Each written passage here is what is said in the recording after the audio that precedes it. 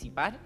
En primer lugar, le ofrezco la palabra a don Juan Claudio Escobar, director ejecutivo del Consejo de Rectores de Institutos Profesionales y Centros de Formación Técnica Vertebral. Sí, tómese su tiempo, perdón, tenía que hacer el inicio, pero tómese su tiempo. Y, claro.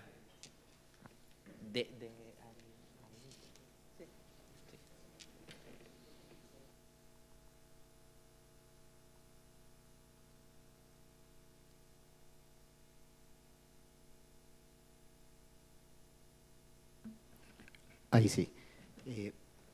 Buenas tardes, muchas gracias, Presidenta. Por su intermedio, saludar a los parlamentarios presentes, al señor subsecretario y al resto de las autoridades.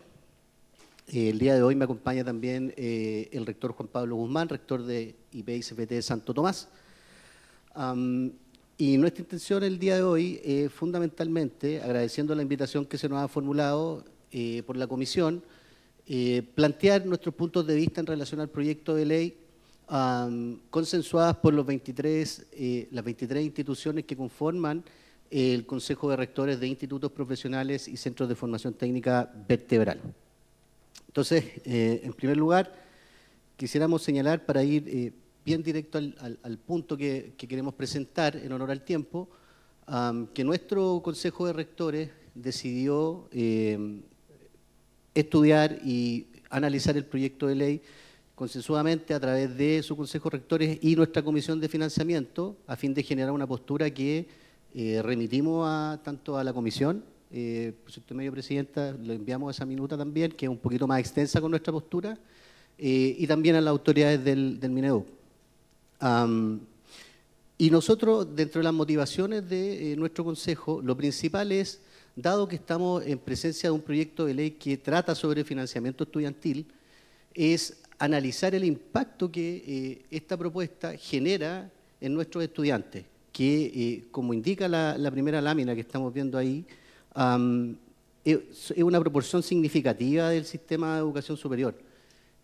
Lo primero que queremos decir en ese sentido es que corresponde considerar la realidad particular de los estudiantes técnicos profesionales a la hora de la presentación y el diseño de políticas públicas en general.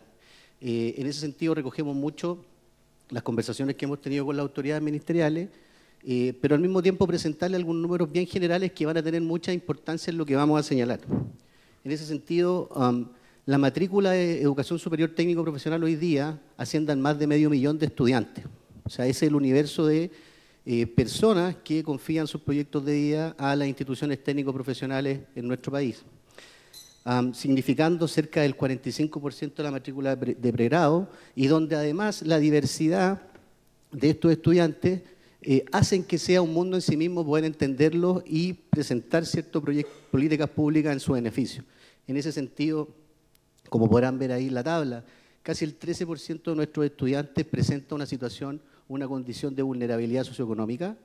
Buena parte de la matrícula de estudiantes extranjeros que están ingresando al sistema de educación superior, fruto de los últimos años, lo hacen en instituciones técnico-profesionales, y además con una componente importante también femenina en nuestra matrícula. Y el gráfico que aprecian a su derecha hace mención también a la distribución en las modalidades de estudio que tienen nuestros estudiantes, donde el 70% asiste a programas presenciales diurnos, una cifra no menor, el 18% lo hacen vespertino, pero también quisiéramos señalar otras modalidades que han ido cobrando importancia, como nos informan los datos de nuestras instituciones, como las modalidades híbridas o a distancia, que ya sobrepasan, ¿cierto?, el 12% de la matrícula en nuestro sistema. Estamos hablando casi ya de 100.000 estudiantes que están confiando en programas a distancia y que va a ser relevante a la hora del análisis. Esta realidad que lleva a adultos, mujeres trabajadoras, jefas de hogar y personas que se encuentran en zonas alejadas del país a confiar sus expectativas en instituciones TP, también el día de hoy el sistema les permite ingresar porque las alternativas de financiamiento son diversas. En ese sentido, en la lámina que estamos viendo ahora podemos ver más o menos en términos generales 3 de las principales herramientas de financiamiento que se están utilizando en el sector TP. un incremento y una presencia cada vez mayor, ¿cierto?, de el financiamiento de gratuidad. El CAE con una presencia que ha ido disminuyendo, pero que todavía es significativa. Muchos estudiantes hoy día siguen estudiando con CAE en instituciones técnico-profesionales, con estos gráficos que tomamos del informe de Comisión Ingresa del año 2023. Pero además, y no menor, existe una presencia de becas, como la beca Nuevo Milenio, que es una beca especialmente diseñada para la educación técnico-profesional y que, si bien con estos datos que ofrece la IPRES ha ido disminuyendo su presencia en el sistema, sigue siendo relevante. Entre estas tres modalidades y otras que existen, tampoco debemos perder el foco de que cuando estamos hablando de nuestros estudiantes, el componente de financiamiento propio o privado a través de terceros que apoyan la formación técnico-profesional también es relevante. Es decir, existen números significativos cuando hablamos de 500.000 estudiantes y hacemos la resta, ¿cierto?, con los números que vemos ahí, más de 200.000 estudiantes que, por ejemplo, financian de su propio bolsillo sus estudios. ¿Y por qué?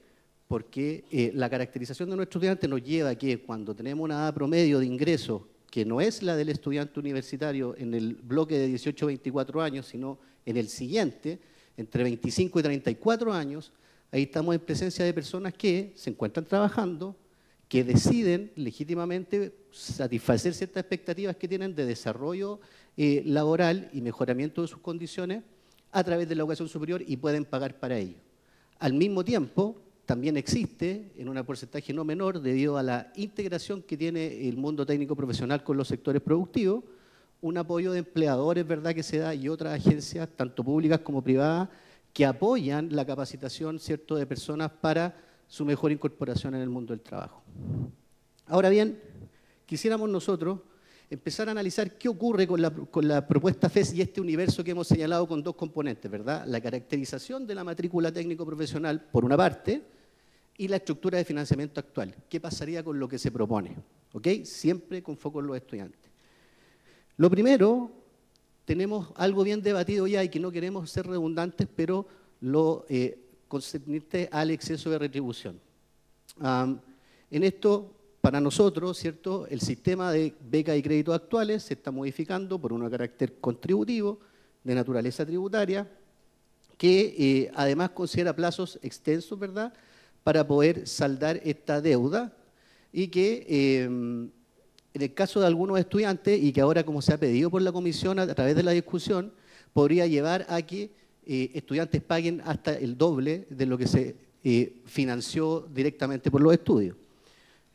Al mismo tiempo, con la fórmula de reintegro de estos fondos, nosotros creemos que se reemplaza el aporte y el compromiso estatal en esta materia, entregándolo directamente a los contribuyentes, y lo más importante, se genera una obligación contributiva individual que no reconoce las características de esos contribuyentes en cuanto fueron estudiantes de educación superior.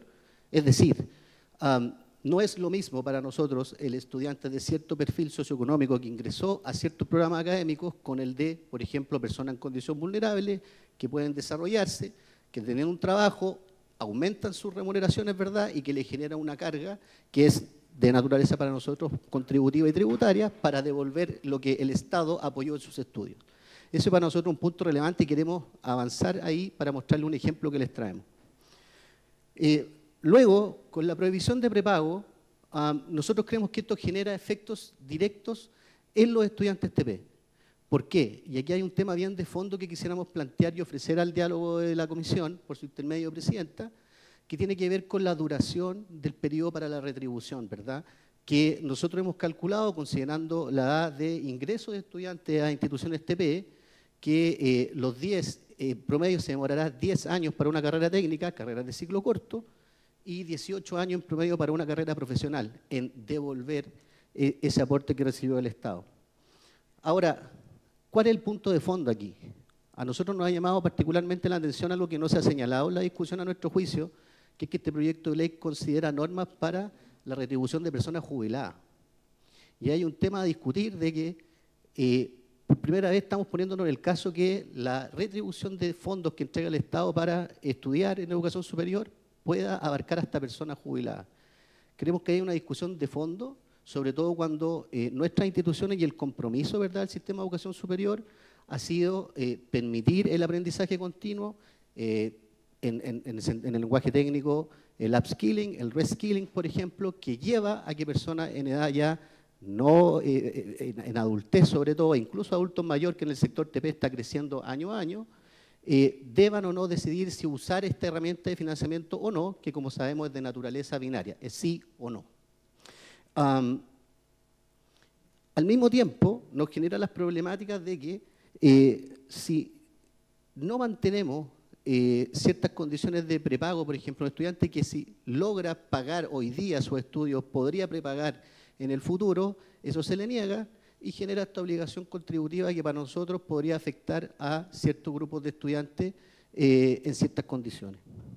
Luego, en la relación al fin del copago, desde una lógica estudiantil, porque también la abarcamos en los puntos que tiene que ver con las instituciones, nosotros creemos que esto significa una restricción de la libertad de los estudiantes para escoger la mejor alternativa de financiamiento de sus estudios, enfrentándolo a esta decisión binaria que hemos señalado. Muchas veces, por la componente actual, con datos que ofrece la Comisión Ingresa, los estudiantes no piden el 100% del financiamiento. ¿Por qué? Porque no lo necesitan, porque pueden pagar.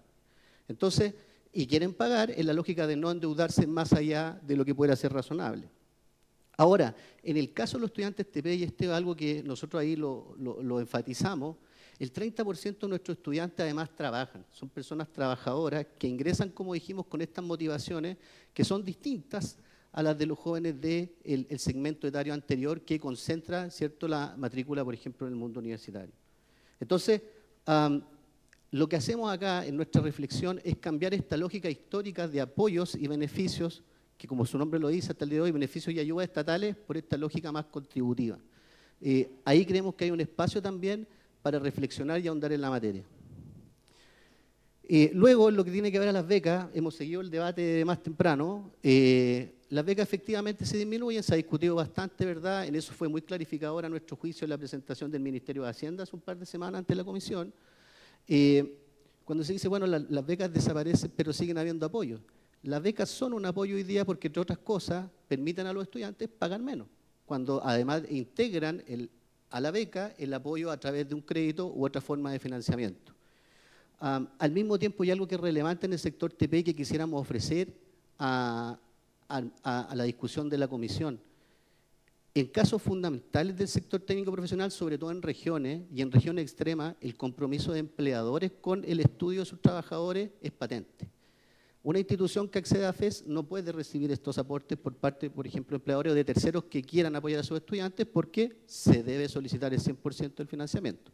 Entonces, eso es fundamental también desde el punto de vista de las instituciones TP, tener en cuenta para la reflexión y el debate.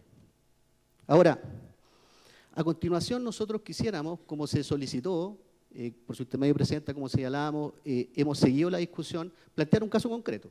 Y lo hemos traído para ofrecer estos números, no para intentar más allá de abrir debate, pero el caso que trabajamos en nuestra comisión de financiamiento de la carrera de auditoría, por ejemplo, en el ámbito profesional.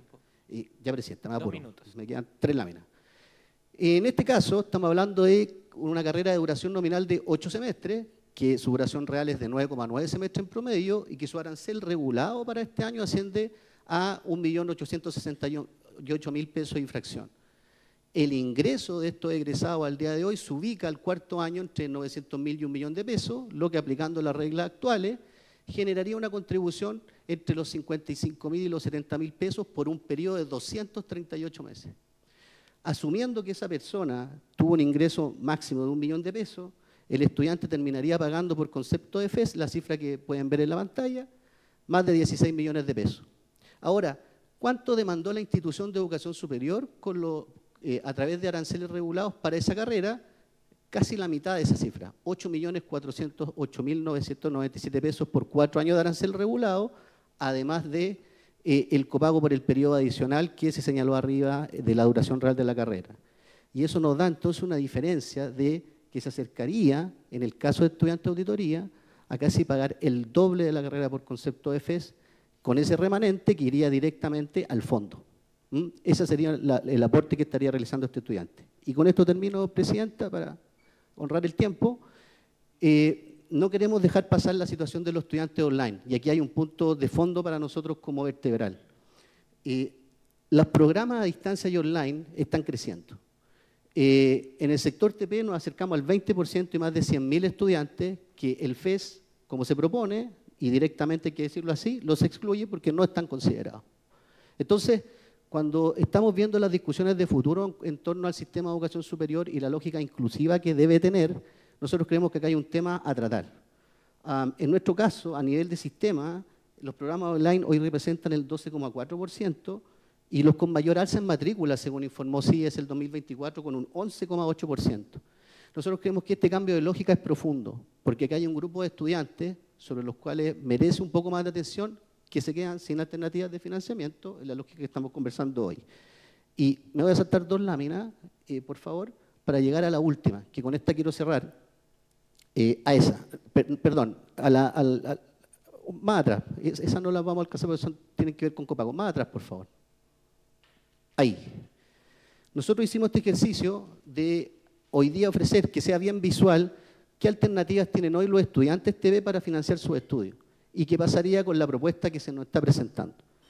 El día de hoy, como les dijimos, el abanico de posibilidades de estudiantes TP y alternativas de financiamiento es amplia y los diferenciamos simplemente por la modalidad para no ahondar en complejidades. Pero hoy, ¿cierto?, dependiendo de la institución y las características legales, tenemos gratuidad, ¿cierto?, CAE, becas de arancel y el financiamiento privado. Y la modalidad online, al día de hoy, ¿cierto?, puede financiar sus estudios tanto con becas, CAE como financiamiento privado. Con el FES, esas alternativas se limitan, pero lo más importante, que es lo que marcamos allá abajo, el estudiante online que señalamos, que son más de 100.000 personas, ese es el número actual, solo le queda el financiamiento privado, no hay más. Y en ese sentido, como dijimos, es lo que a nosotros nos merece un mayor punto de atención que quisiéramos proponer, conociendo, como les decía, las características de estos estudiantes, de dónde provienen, la edad que tienen y la diversidad de proyectos familiares y personales que representan. Lamento haberme extendido en el tiempo, presidente. Ahí estoy. Gracias. Muchas gracias, don Juan Claudio.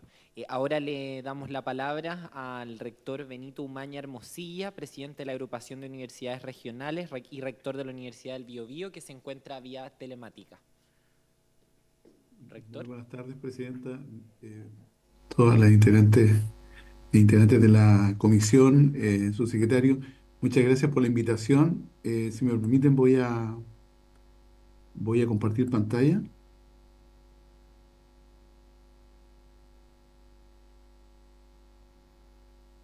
¿Se ve bien ahí?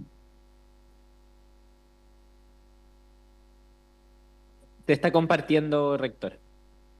Bien. Bueno,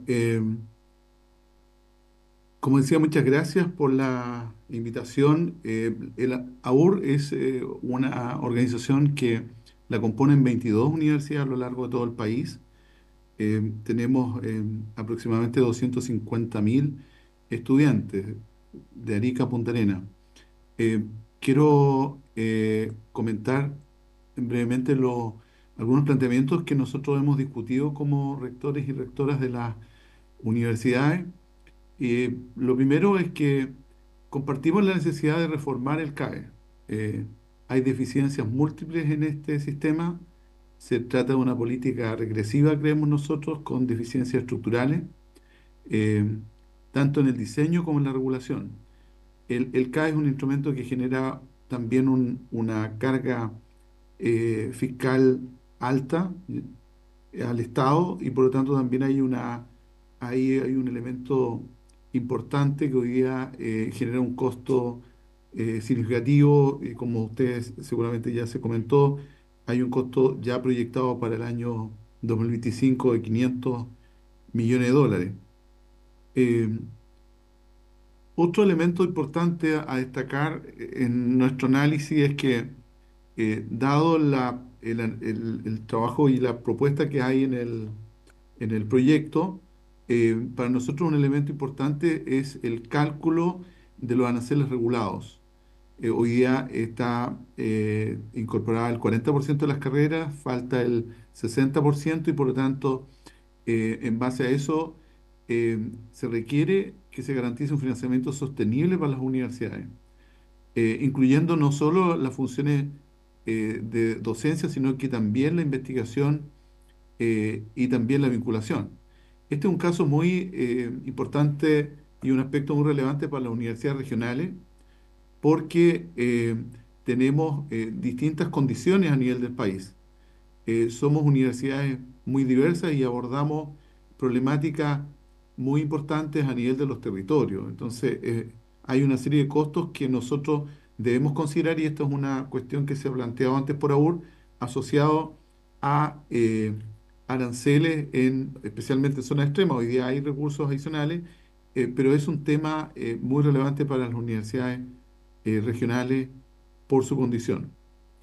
Otro elemento eh, es que para algunas instituciones, aquí hay diversas situaciones, para algunas el CAE no es tan relevante. En mi universidad, por ejemplo, el CAE representa un 3,5 solamente del ingreso de los estudiantes. Pero sí es relevante el Fondo Social de Crédito Universitario, en mi caso representa alrededor del 16%, y también las becas. Entonces es importante considerar estos elementos porque afecta de manera distinta a las universidades. Por lo tanto, lo que nosotros hemos considerado proponer es que se hagan proyecciones de impacto, no solo sobre el reemplazo del CAE, sino que también de las otras formas de financiamiento actuales que serán sustituidas por el FES. Eh, Esto también relevar el caso de las universidades regionales porque eh, no es la misma situación a lo largo de todo el país y por lo tanto es muy importante analizar ese impacto. Lo otro relevante que creemos nosotros que es una gran oportunidad es que se debe avanzar en la creación de un sistema integral de financiamiento que contemple las necesidades estructurales de las universidades públicas y privadas con criterio de calidad. Aquí lo que estamos discutiendo es ciertamente un aspecto muy relevante que afecta a muchas familias. Eso también compartimos la importancia y es otra razón por la cual obviamente apoyamos que este sistema debe cambiar. Pero es importante no desaprovechar la oportunidad que no se discuta una parte y se tenga una discusión parcial, sino que una discusión integral del financiamiento. Esto viene por décadas y creemos que es una gran oportunidad lo que hoy día está discutiéndose desde el abordaje de un financiamiento integral. En el marco de eso, se requiere también un marco legislativo que permita la discusión de un modelo de financiamiento global que trascienda las contingencias actuales. Este sistema debe priorizar la perspectiva de mediano y largo plazo. Esto es muy importante y se conecta con lo anterior. Se requiere, por tanto, también, y eso apoyamos lo que plantea el proyecto, es regular el crecimiento del sistema de educación superior. Hay una parte no regulada y eso obviamente afecta a todo el sistema. Hay que asegurar el fortalecimiento de las funciones claves, como decía antes, asociadas a la investigación y la vinculación con los medios, que hoy día no reciben financiamiento basal.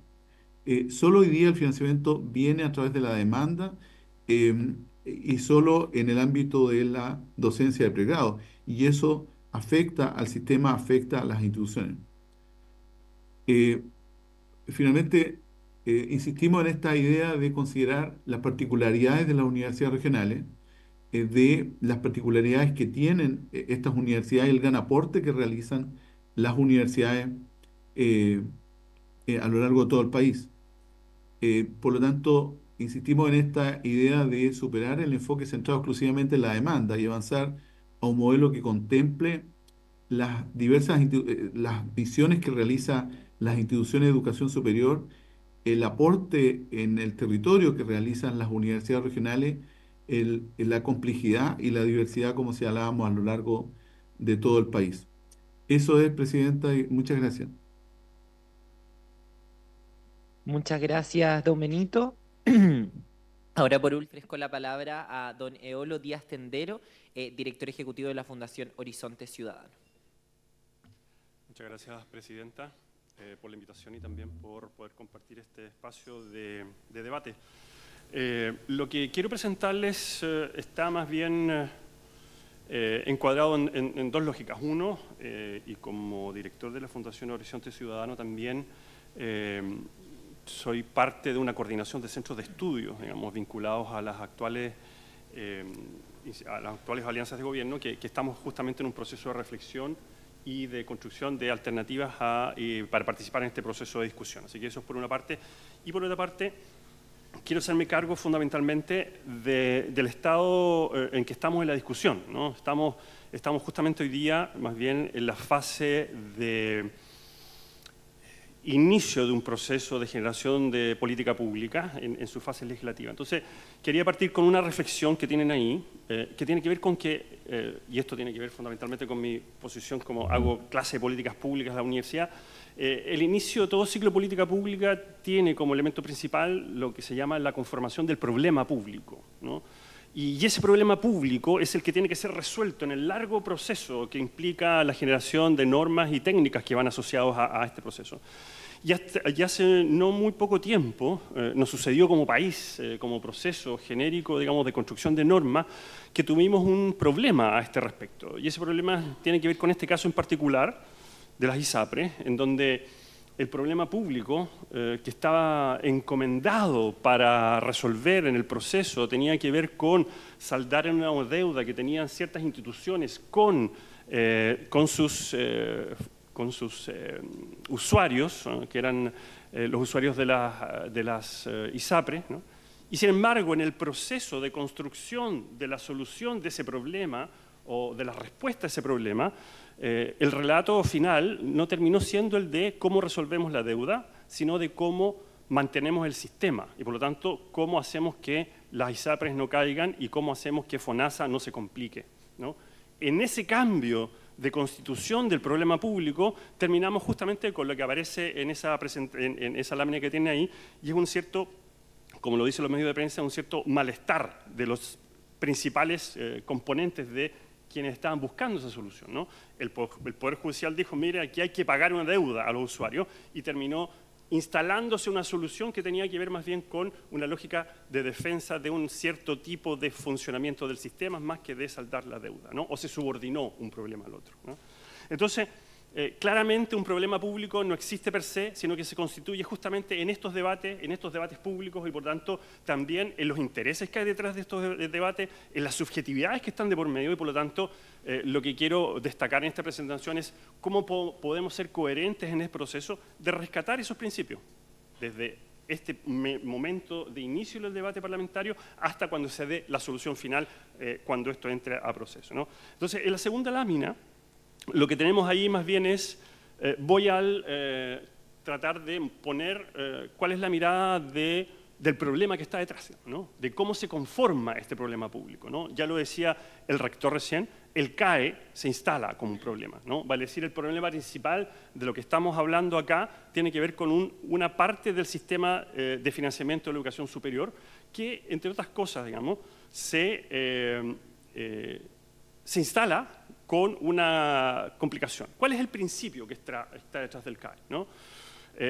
A partir de ciertos autores dicen, bueno, aquí hay una especie de simulación de prosperidad o supuesto de prosperidad, en donde lo que se trata de hacer es que el ciudadano se endeuda con la banca privada, con un aval con el Estado, para pagar los estudios que le permitirán posteriormente, y a propósito de las habilidades que toma en ese proceso, pagar esa deuda y además mejorar su situación económica, ¿no? Bueno, ese supuesto hoy día no se está dando, ¿no? Y ese es el principal problema que hay que resolver en este proceso legislativo y en la construcción de las normas que están debatiéndose. Y a nosotros nos parece que lo que se hace en este proyecto va bien encaminado en ese sentido, ¿no? ¿Cuáles son las causas de ese problema? Sin duda tienen que ver con un desajuste, voy a ponerlo así de modo elegante, digamos, un desajuste entre la oferta, digamos, de programación de oferta formativa y, por otra parte, el mercado laboral, ¿no? En definitiva, el endeudamiento y la morosidad no tiene que ver con las ganas de pagar o no, sino las capacidades de pagar o no de las personas que entran al sistema de endeudamiento que acabo de describir, ¿no? Y eso tiene efectos en concreto dos, que son los principales, que me parece que son los que deberían ser parte del proceso de construcción de esta alternativa, y es que se produce una deuda personal creciente e inmanejable, y por lo tanto se produce un fenómeno de morosidad. Ahí hay un problema fundamental del cual tenemos que hacernos cargo en este proceso, ¿no? Y por otra parte, claramente, lo que eso implica en términos de recarga al presupuesto del Estado, ¿no? Y a los presupuestos públicos, ¿no? Y ahí están, por ponerlo de algún modo, los dos principales problemas que esta política pública debe resolver, ¿no? En la siguiente lámina, lo que podemos ver ahí justamente es decir, este proyecto va bien encaminado, ¿no? Nos parece que, en definitiva, de lo que se hace cargo es del componente global del sistema de financiamiento de la educación superior, dándole fundamentalmente coherencia y simplicidad a un sistema, que son dos características básicas de lo que puede ser un sistema eficiente de financiamiento de la educación. Y por lo tanto, se engarza en la anterior reforma que tiene que ver con la gratuidad, que son los primeros 6 deciles, digamos, y por lo tanto eso se complementa con este segundo momento de FES, donde entran los deciles del 7 al 10, con alguna distinción fundamentalmente en el decil 10, ¿no? Entonces, nos parece que en ese sentido esto va bien encaminado, ¿no? En la siguiente lámina, lo que tenemos en definitiva entonces es que se hace en la presentación de este proyecto de ley, en ese boletín que está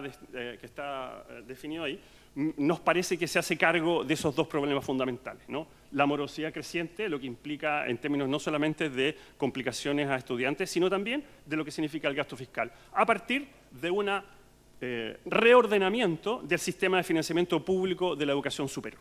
Nos parece que ahí está el principal foco de cómo esto debe actuar. Entonces, en la siguiente fase de la argumentación que quiero plantearles tiene que ver justamente en cómo podemos hacer coherentes, o más bien, voy a ponerlo así, avanzar sobre estos dos problemas coherentemente a partir de la definición de ciertos principios de acción que deben ser ordenadores de la construcción normativa y de la construcción también de implementación de política pública, ¿no? Entonces, ese primer principio, primero, la lógica del sistema en general ordena las acciones orientadas a resolver la morosidad del sistema anterior. Vale decir, voy a ponerlo de la siguiente forma, la deuda y la morosidad es subsumida a propósito de la redefinición del sistema de financiamiento. O sea, no se hace un proceso específico para la morosidad, sino que se lo pone en el paraguas, por decirlo de algún modo, de la reorganización y la simplificación del sistema de financiamiento de la educación superior.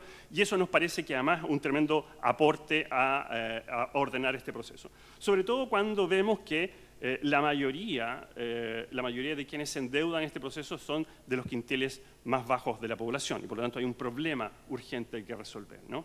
El segundo principio que aparece como relevante a rescatar en este proceso de construcción normativo dice relación con que el nuevo instrumento de financiamiento público prescinde de la banca y por lo tanto prescinde del principio que fracasó en la fase anterior. Debemos decir que el CAE ayudó a un proceso de masificación de la matrícula en el sistema de educación superior, pero resulta que, como lo vimos antes, ese principio de algún modo dejó de funcionar y ser eficiente, ¿no? Y por lo tanto, lo que hace este proceso, esta propuesta, conocida como FES, es salir de ese paradigma de acción de política pública, lo que de nuevo nos parece acertado. Y a propósito de una lógica, que es una lógica de compromiso de contribución, ¿no? Y ese compromiso de contribución nos parece que es un principio a rescatar también porque se hace cargo ya no solo, voy a ponerlo así, de la capacidad que tengan algunos de pagar o no, sino que tiene un compromiso de sociedad, vale decir, cada profesional que egresa del sistema se compromete a devolver de algún modo a este fondo la posibilidad de que otras personas que entren al sistema tengan la posibilidad de ingresar sin endeudarse o por lo menos sin pagar al ingreso del proceso, ¿no? Y por lo tanto también nos parece que es correcto en ese sentido, ¿no? Además, es de ingresos contingentes, vale decir, se hace cargo de la situación posterior al egreso. Esto no es una cuota fija, digamos, que está pactada, sino que es una cuota que está determinada por los ingresos que tiene con un año de gracia posterior al egreso, y se hace contingente también con un tope a propósito de los ingresos. Y eso parece muy coherente con lo que pueda significar también las condiciones específicas al egreso de cada carrera, porque sabemos que cada carrera tiene distintas condiciones de ingreso al mercado laboral, ¿no? Y tercer principio, que se hace cargo justamente de las dos tensiones que están a la base del proceso, la morosidad y la poca eficiencia del gasto público.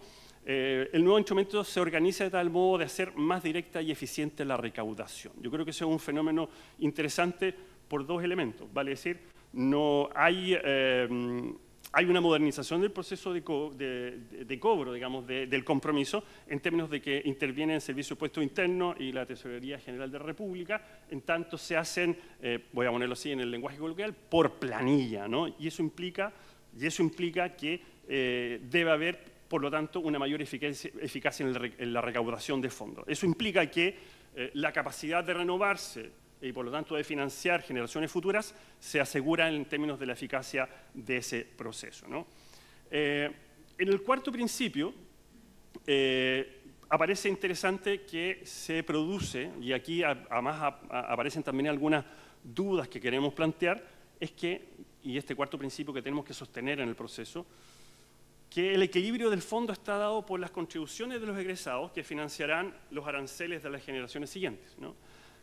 De hecho, en el estudio que hace DIPRES, en el boletín, digamos, que aparece en el boletín de este proyecto, como ustedes pueden ver en pantalla, esto significa en régimen, ¿no?, que hay ahorros al presupuesto estatal, ¿no?, a propósito de lo que está pasando hoy día con el endeudamiento y el rol que tiene el Estado en el pago de esas deudas, ¿no?, y el hacerse cargo de esas deudas, ¿no? En definitiva, cabe hacerse la pregunta, sin embargo, y parte ya del debate específico, y con esto voy concluyendo, que ¿qué pasa con la eficiencia de este proceso? Si este fondo acumula eficientemente, bueno, ¿cómo se van a administrar esos fondos? ¿Quién lo va a administrar eficientemente? ¿Y bajo qué principios se invierten o no se invierten esos fondos, ¿no?, en el caso de que esto vaya creciendo como alternativa de recaudación, ¿no?, a partir de los modelos que DIPRES entregó? Y sin embargo, también habría que hacerse la otra pregunta, ¿no?, y es qué pasa que si esto puede empezar a ser deficitario. ¿Cómo se hace cargo el Estado de ese déficit a propósito de distintas circunstancias que puedan aparecer en el mercado laboral o incluso en los sistemas de educación superior? Y por lo tanto también cómo se hace cargo el Estado de ese déficit, ¿no? Concluyo solo con que, volviendo al inicio de lo que les quiero plantearles, y es que no nos puede suceder en este proceso lo que nos sucedió en el proceso de las ISAPRES, por decirlo de algún modo, ¿no? Vale decir, acá tenemos que hacernos cargo en el proceso y no olvidar en este proceso de generación normativo de lo que tenemos que responder son dos problemas principales, ¿no? El endeudamiento, la morosidad que provoca el CAE y de cómo se rompe con ello a propósito de un cierto principio de financiamiento que tenía que ver con la capacidad de endeudamiento o con esta como suposición de riqueza futura, ¿no? Y por otra parte, darle eficiencia al gasto estatal como fondo de este proceso legislativo. La posibilidad de resguardar eso implica que instancias como esta, que el debate con los actores sociales, que el debate que haga permanentemente presente el problema público inicial es fundamental que permanezca en el proceso legislativo. Muchas gracias. Muchas gracias, don Eolo. Ahora corresponde la ronda de preguntas de las y los parlamentarios. No sé si alguien quiere pedir la palabra, perdón, porque no tengo palabras anotadas. Llegamos tímidos. Diputado Schubert tiene la palabra. Muchas gracias. Bueno, buenas tardes, muchas gracias por sus exposiciones. Bueno, de la exposición de vertebral me surgen dos preguntas para el señor subsecretario. Una, que ya se la hice, pero si puede precisar, porque creo que antes de votar es importante que se explique a la ciudadanía el asunto de las becas. Usted habló, señor subsecretario, que las becas se van a reducir y fusionar, y que algunas se eliminarían y estarían incorporadas en otras. Creo que eso requiere, porque también lo han planteado mucho los centros de formación técnica y las universidades, de precisión. ¿Cuáles son las becas que se van a eliminar? ¿Cuáles son las que se van a crear o fusionar? ¿Y de qué forma? Porque eso también es relevante porque va a tener que ver en definitiva con los recursos con los que van a contar los estudiantes. Lo otro es preguntarle también al señor subsecretario por qué la propuesta excluye a los alumnos online. ¿Cuál es la lógica de eso y qué solución se pretende plantear en el entendido, además de que efectivamente hoy día los estudios online se han masificado y probablemente hacia allá vamos? Entonces, ¿cuál es la política pública detrás de esto de excluirlos expresamente, dado que además es un número muy creciente? Y por último, a don Eolo, yo tengo una pregunta. Usted señala, bueno, que le gusta mucho el FES, que soluciona los problemas que teníamos, y usted dice que teníamos un problema de que el estudiante se endeudaba y luego pretendía aumentar sus ingresos, pero se le generaba una deuda, y entonces, claro, aumentaba sus ingresos, pero tenía que pagar una deuda. Claro, pero aquí yo veo que es igual, solo que cambia el acreedor. ¿A quién tiene que pagar? En lugar de ser un banco, va a ser al fisco, que es mejor cobrador, claramente, en beneficio de las arcas fiscales, pero en perjuicio del deudor. Entonces, salvo el cambio de acreedor, en ese sentido, en el sentido que usted lo plantea, de me soluciona un problema, me da la impresión que sigue un poco igual. Y si le parece justo, entonces, ¿cómo propone este nuevo sistema? Una gratuidad, por un lado, más FES, por otro lado, donde igual tengo una deuda, y es más, según se nos acaba de señalar, en muchos casos se va a pagar el doble de lo que yo recibí como préstamo. Entonces, si a usted le parece justo eso, que hayan estudiantes que paguen el doble, y además si le parece justo en paralelo con la gratuidad, que son otros estudiantes que tampoco podían pagar y que no van a devolver nada a este sistema tan beneficioso donde los recursos vuelven, ¿qué pasa si a usted le parece justo esta coexistencia, FES y gratuidad? Muchas gracias. Muchas gracias, diputado Schubert. No tengo más preguntas. Diputada Serrano. Sí. Muchas gracias, presidenta. Solo le voy a preguntar a Eolo Díaz, ya que fue la intervención que alcancé a escuchar. Y bueno, me parece bastante interesante el análisis, sobre todo en la comparativa con la ley Corta y ISAPRE. O sea, yo creo que al menos son cuestiones que tienen que profundizarse en este Congreso Nacional, cómo se aprenden de los procesos legislativos y cómo acá también hacemos un diálogo que no termine en un tira y afloja, que muchas veces, por ceder una parte, por ceder otra y finalmente entrar a una negociación, muchas veces esto no se hace coherente. Y en ese sentido, yo le quería preguntar directamente, no porque yo tenga la duda, pero yo creo que ha salido muchas veces en esta comisión a propósito de que vamos a hoy día tener un mejor mecanismo de recaudación.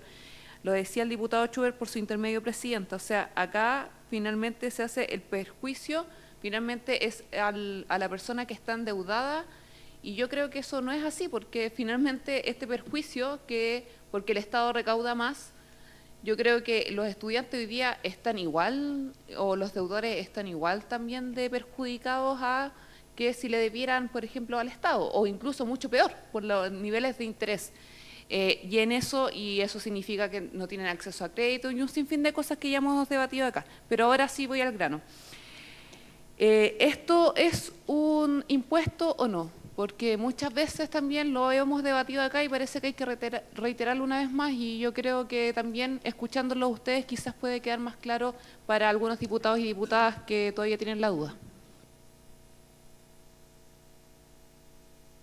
¿Alguna otra intervención? Si no, me gustaría tomar la palabra para luego dársela a las invitadas. Bueno, muchas gracias a nuestros invitados e invitadas por su participación. Yo quería ser muy breve. Primero, hacer un par de preguntas a don Juan Claudio, representante de Vertebral.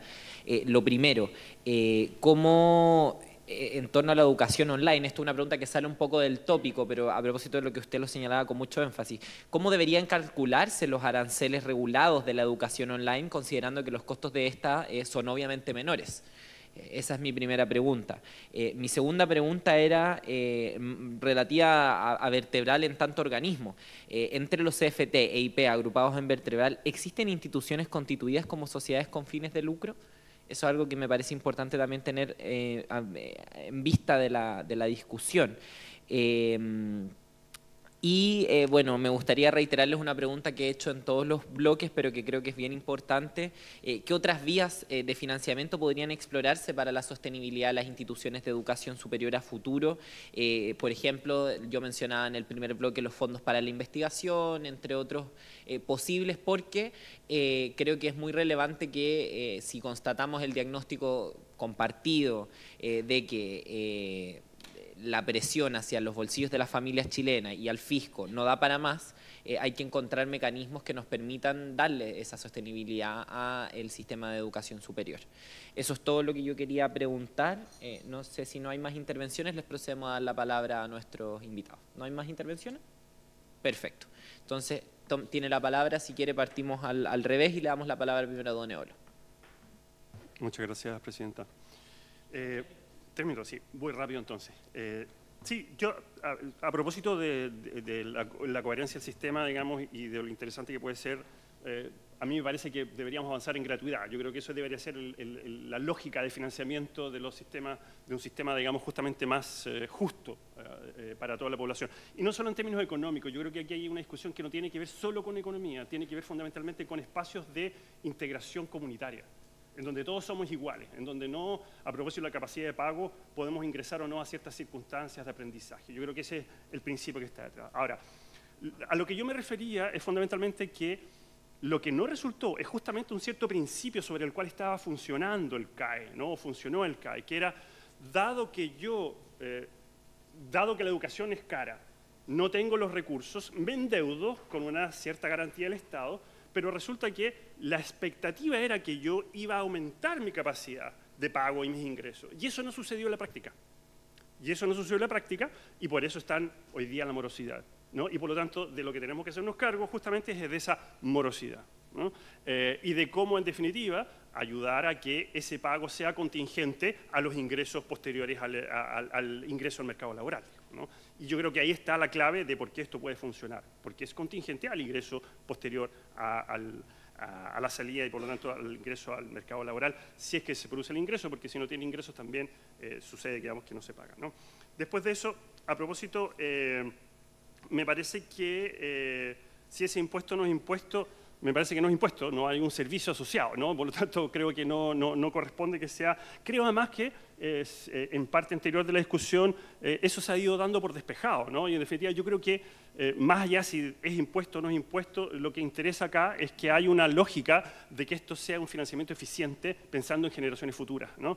Y me parece que aquellos que, y es parte de los valores que yo comparto y que desde mi colegio salesiano me enseñaron desde muy pequeñito, es que hay principios de solidaridad en donde aquellos que tenemos un poco más podemos aportar más a la sociedad y por lo tanto aquellos que tengan la oportunidad de pagar más pueden pagar más en beneficio de aquellos que pueden pagar menos, ¿no? Esos son los valores que me trajeron a mí, por lo menos en mi colegio salesiano, del cual soy orgulloso egresado, ¿no? Creo que además, y finalmente, digamos, a propósito de por dónde avanzar, me parece que sí o sí, y yo soy investigador en una universidad estatal, me parece que, y que está adscrita a gratuidad, pero que tiene la ventaja de haber iniciado su proceso de creación institucional en la gratuidad y por lo tanto su modelo de gestión está acomodado a eso y por lo tanto tiene hoy día una eficiencia económica sin ningún problema. Me parece que eso sí deberíamos ir avanzando a fenómenos de financiamiento basal asociado a ciertas eficiencias institucionales también. Me parece que el tema de la vinculación con el medio en una universidad regional como la que yo trabajo es fundamental y por lo tanto deberíamos avanzar también a ese tipo de financiamiento, ir fortaleciendo la lógica de financiamiento más basales, pero asociados a rendición eficiente y eficacia en los impactos que tienen esos fondos. Muchas gracias. Gracias, don Eolo. Le ofrezco la palabra hasta por 3 minutos al rector Benito Umaña, que nos acompaña vía telemática. Sí, muchas gracias, presidente. Yo quiero, en la misma línea de lo que se señalaba antes, reforzar también el hecho de que en la nueva propuesta, la propuesta de FES, generaría excedente. Obviamente, una política que generaría excedentes para el Estado. Y por lo tanto hay dos elementos ahí importantes. Uno, que es que existe un compromiso, que esos recursos se van a invertir en efectivamente la educación superior, con compromisos, por cierto, como se señalaba antes, eh, pero que eso quede establecido porque es muy importante, lo señalábamos antes en relación a la investigación, la vinculación con el medio. Esto es fundamental y por eso planteábamos lo que hoy día se sustenta solo con el financiamiento de la demanda. Universidades como Magallanes, por ejemplo, obviamente instituciones que están en zonas extremas, con baja cantidad de estudiantes, obviamente se ven afectadas fuertemente con esa política. Por lo tanto, es fundamental este financiamiento estructural con compromiso. Y lo otro importante para nosotros también es el momento de los flujos. También es importante eh, porque en la medida en que hoy día con gratuidad más FES, efectivamente vamos a tener un alto dependencia de los flujos del Estado y eso importa que el momento en que llega no es menor para las instituciones, por lo tanto relevar esos puntos también para que se consideren. Muchas gracias, presidente. Muchas gracias, rector. Finalmente, Claudio, sus 3 minutos. Gracias, presidenta. Por su intermedio, presidenta, ¿podría en mi reemplazo responder el rector Guzmán, que creo que puede dar mejores respuestas a las preguntas, por favor? ¿Le cedo los 3 minutos? Por supuesto. Muy amable, gracias. Gracias, presidenta. Me hago cargo de las preguntas que formuló. Respecto a los costos de la modalidad online, la verdad es que no necesariamente desde nuestra perspectiva. Son distintos los costos, sin duda, de la enseñanza en modalidades virtuales. Por lo pronto, la infraestructura es un hecho que no es un costo de la función de prestación, pero la infraestructura tecnológica tiene una carga infinitamente más alta. La obsolescencia que se enfrentan esas plataformas y otros esfuerzos, la verdad es que tienden a despejar la variable de infraestructura, eso sí, dependiendo de la escala. Por supuesto es distinto si uno tiene una sola carrera técnico en administración y tiene 10.000 estudiantes, por exagerar al máximo, y solo esa carrera, bueno, hay ciertas economías de escala asociadas, pero no es la realidad del sistema en general, especialmente en la etapa de desarrollo que tenemos. Entonces, yo diría que no necesariamente, hay costos distintos, el diseño instruccional, todos los módulos de aprendizaje son cosas que hay que estar actualizando, renovando, y en la modalidad online requieren de inversión y reinversión. Así que, por lo pronto diría, no necesariamente, no puedo ser categórico. Existen instituciones con fines de lucro en el mundo técnico profesional, efectivamente desde los orígenes. La ley permite o permitía la creación de institutos profesionales como entidades privadas o emprendimientos privados. Hoy en día hay una serie de restricciones para la existencia de esas instituciones. Ya la ley 21.091 formalizó una serie de condiciones. Por lo pronto no pueden participar de la gratuidad las instituciones con fines de lucro y representan una participación significativamente pequeña de la matrícula técnico profesional presencial tradicional que todos conocen.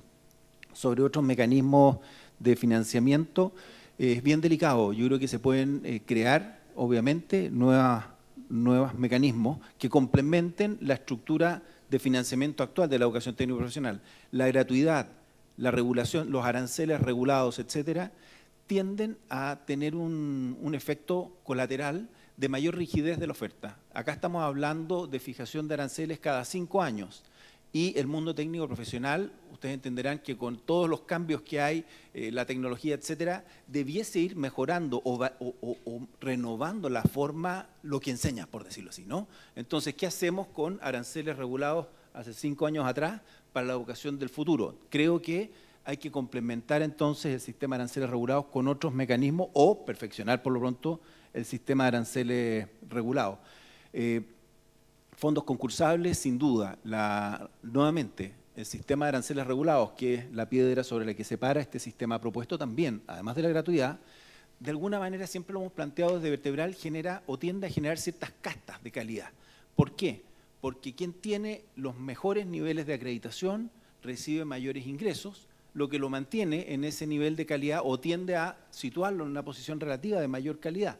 Entonces, este sistema, si uno no lo complementa, genera rigidez, estanca los grupos, y eso, por supuesto, para un sector que, a diferencia del universitario, tiene el deber de ser más innovador, más continuamente creador, más dinámico, es una falla. Gracias. Muchas gracias, rector.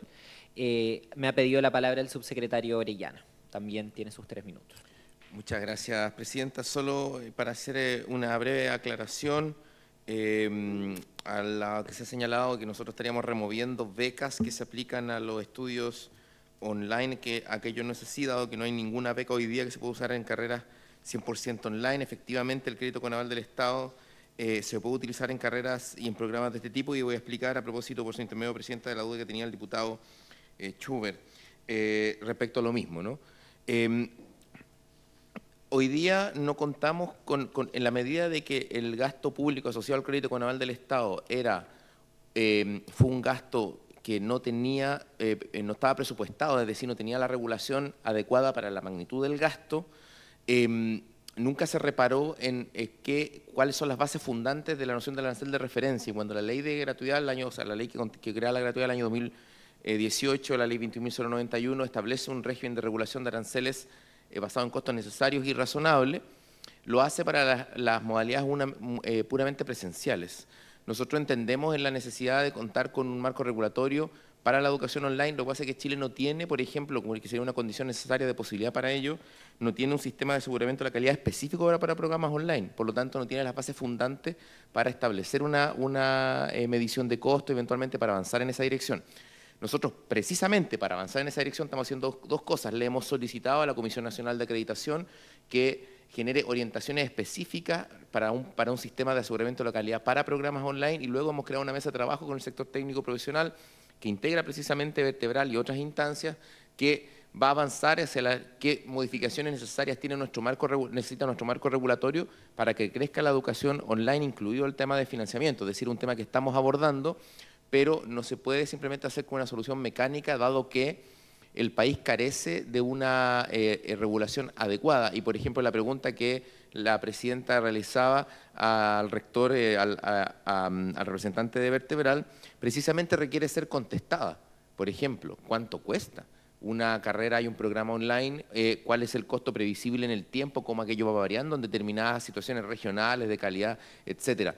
Y nosotros tenemos total disposición en avanzar en esa dirección, pero hoy día, al no contar con ese marco regulatorio, no nos es posible hacerlo solo bajo programas presenciales. Recordar que en lo que se indica de estudiantes online, alrededor del 20% está con CAE, lo que representa a nivel agregado, diría, si mi matemática no me falla, debiese representar en torno a un punto porcentual de la matrícula total de educación superior en Chile, digamos, no es mucho, o digamos, estar en el margen de eso, digamos. Por lo tanto, es un tema que estamos abordando, pero que va a tener su periodo más digamos, va a tener mayor complejidad en su concreción, puesto que requiere la construcción de una institucionalidad y una regulación adecuada. Y respecto de las becas, muy simple, el proyecto no contempla la reorganización de las becas, y por una razón práctica que tiene que ver con la entrada en régimen de la gratuidad, perdón. Tiempo. Perdón. Me quedo hasta ahí y respondemos lo de las becas para la otra vuelta. Ya. Muchas gracias, subsecretario. Con eso agradecemos a nuestros invitados, también al rector que se encuentra vía telemática, por haberse sumado a esta instancia, y corresponde que sigamos con el próximo bloque. Muchas gracias por sus exposiciones. Sí, bueno, entonces le damos la palabra a don Mauricio Holz Guerrero, investigador de la Asesoría Técnica Parlamentaria de la Biblioteca del Congreso Nacional. Muchas gracias, presidenta, por la invitación a exponer. Si puedes pasar. Bueno, mi nombre es Mauricio Holz, soy investigador de la Asesoría Técnica Parlamentaria, y lo que vengo a responder es una solicitud de la Comisión que, en palabras textuales, digamos, es realizar un informe con un comparativo que simule el pago del CAE y el FES, considerando el financiamiento de carreras con distintos aranceles y futuras remuneraciones. La estrategia para realizar esto es comparar el valor presente de los flujos de pago de una generación completa, digamos, bajo las condiciones del CAE y bajo las condiciones del FES, ¿no es cierto? Entonces se compara para una generación esos dos escenarios, digamos, uno con CAE y uno con FES. Los valores presentes se computan a nivel individual utilizando microdatos de la encuesta CACEN 2022, digamos que es la última encuesta CACEN disponible. La siguiente, por favor.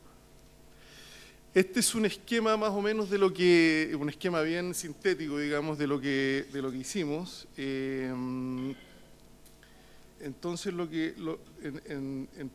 así de manera bien esquemática, lo que hacemos es agarrar la generación cuando inicia el periodo de pagos y estimar el flujo de contribuciones o de cuotas que tendría bajo los dos sistemas, ¿no es cierto? Y luego eso se lleva a valor presente al año no al momento donde inició el periodo de pago, sino al año de ingreso a la institución de educación superior, ¿ya? Ese es el valor presente del pago de contribuciones. Y además, y también se calcula el pago del diferencial, ¿no es cierto?, entre arancel real y arancel de referencia regulado según cuál sea el sistema, y también se calcula el valor presente de ese pago, ¿no es cierto?, que es lo que le llamamos el pago de bolsillo, ¿no es cierto? Y también se lleva al valor presente al año de ingreso a la institución de educación superior. La suma de esos dos valores presentes es el indicador que comparamos.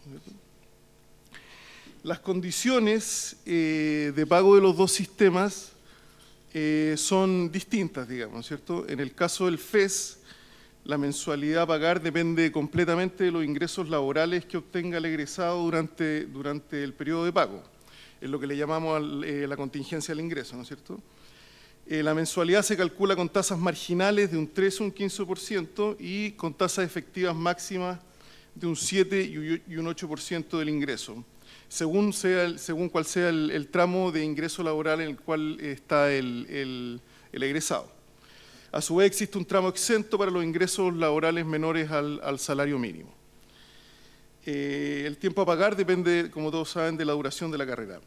En el caso del CAE es distinto porque la mensualidad se calcula como una cuota financiera, ¿no es cierto?, que básicamente depende del nivel de dinero que se le prestó, o sea, del valor de la carrera, ¿no es cierto?, de programa educativo, del tiempo de periodo de pago y de la tasa de interés asociada, que es un 2%.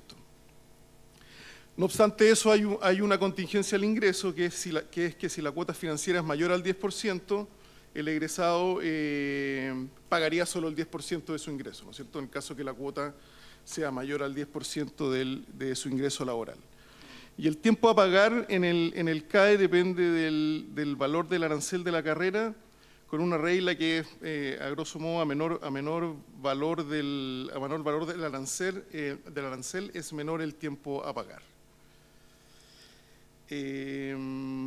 Estas son las condiciones, digamos, de pago, digamos, que se modelan. Y la otra parte importante, que es el pago de bolsillo, digamos, el pago del diferencial del arancel. En el caso del FES lo paga solamente el 10% de más ingresos, ¿no es cierto?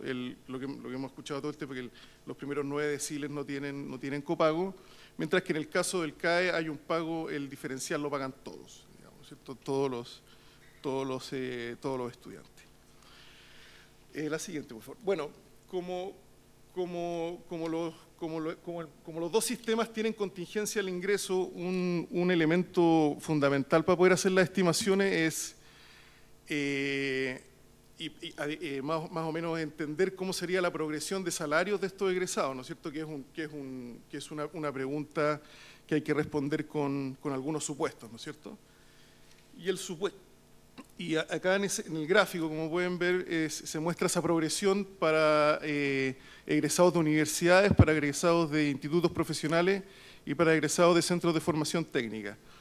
El supuesto que estamos utilizando aquí es que la progresión de salario observada en la CACEN por edades, sería equivalente a lo que observaríamos en una generación completa, digamos, ¿no es cierto? Entonces estamos asumiendo que al mirar en un corte transversal, digamos, los datos por edad, vamos a asumir que ese corte transversal sería, digamos, un enfoque longitudinal, digamos, de una generación completa, ¿ya? Básicamente el supuesto detrás es asumir que el efecto de un año más en el mercado laboral sobre los salarios es idéntico para todas las generaciones, digamos. O sea, que la progresión de salarios de todas las generaciones se comporta igual, digamos, en el tiempo. Ese es el supuesto central de esta progresión. Y lo que se puede ver es que los salarios de las universidades son obviamente más altos y crecen más que los salarios de los CFT y los IP. Entonces, con esta progresión es con la que trabajamos el modelo y las estimaciones. Otro supuesto importante es identificar a la generación que vamos a simular, ¿no es cierto? Y acá hay dos supuestos. Uno es que la duración de la carrera del tiempo efectivo de un egresado a un CFT son 3,5 años, la de un IP son 4,5 años y la de universidades son 6,5 años. Lo que nos lleva a tomar a individuos, digamos, con 24 años egresados de CFT, con 25 años egresados de IP y con 26 años egresados de universidades. Esos son los individuos para los cuales nosotros estamos haciendo las estimaciones, ¿no es cierto? Personas de 24 años egresados de CFT, de 25 años de IP y 26 años de universidades. Y el otro supuesto clave es calcular, digamos, cuál sería el decil de estos egresados antes de ingresar a la educación superior, ¿no es cierto? O sea, el decil de sus hogares de origen, ¿no es cierto? ¿Por qué? Porque el FES, como sabemos, el pago del diferencial lo hace, está en función del décimo decil de origen de los estudiantes. Y acá lo que hicimos fue recalcular el ingreso autónomo, restándole el ingreso de esos egresados para obtener el decil de origen, digamos, de ese egresado, de ese contribuyente. Con estos tres supuestos se hace la imputación de los parámetros, digamos, a la CACEN y se computan los valores presentes de los flujos de pago según las condiciones de cada sistema. Entonces ahora voy a proceder a mostrar los resultados. La primera entrada es el valor presente promedio, ¿no es cierto?, entre universidades, en las universidades, digamos, en egresados de universidades entre el FES y el CAE, y lo que se muestra es que en el promedio del CAE es mayor, digamos, el valor presente de los pagos es mayor al valor presente del FES, digamos, ¿no es cierto? O sea, en el FES en promedio se pagaría un poquito menos que en el CAE. Ahora, lo interesante es ver la siguiente, por favor. Lo interesante es ver la distribución, ¿no es cierto? Y la distribución de los pagos es bien ilustrativa de las diferencias, ¿no es cierto? Por un lado está el CAE, que es la curva más, en donde el rango es menor, digamos, y la del FES es la distribución un poquito más aplanada, digamos. Entonces, lo que nos está diciendo eso es que en el CAE el rango de pagos son, como dije, en un rango acotado, mientras que en el FES hay pagos bajos, digamos, valores presentes bajos, pero también valores presentes muy altos, ¿no es cierto?, en comparación al CAE, ¿no es cierto? Y esto tiene que ver básicamente con que la contingencia al ingreso es más, quizás por decirlo entre comillas, es más efectiva en el caso del FES, ¿no es cierto? O sea, hay más contingencia al ingreso en el FES que en el CAE. La siguiente. Estos son los promedios, lo mismo para los CFT y los EP y los IP en total. Entonces, acá nuevamente el pago del CAE es mayor al del FES y la distribución también muestra lo mismo, ¿no es cierto? Si bien el promedio es más alto en el CAE, en el FES tenemos una cola, digamos, al lado derecho, en donde hay estudiantes que pagan, digamos, un valor en términos relativos alto, digamos, en términos relativos a lo que se paga en el CAE. Para seguir ahondando en los resultados, digamos, lo que se muestra acá es el porcentaje en la última columna, es el porcentaje de egresados, digamos, para los que sería más conveniente ocupar el CAE que el FES, ¿no es cierto? O sea, donde el FES, el valor presente de los pagos del FES sería mayor al del CAE.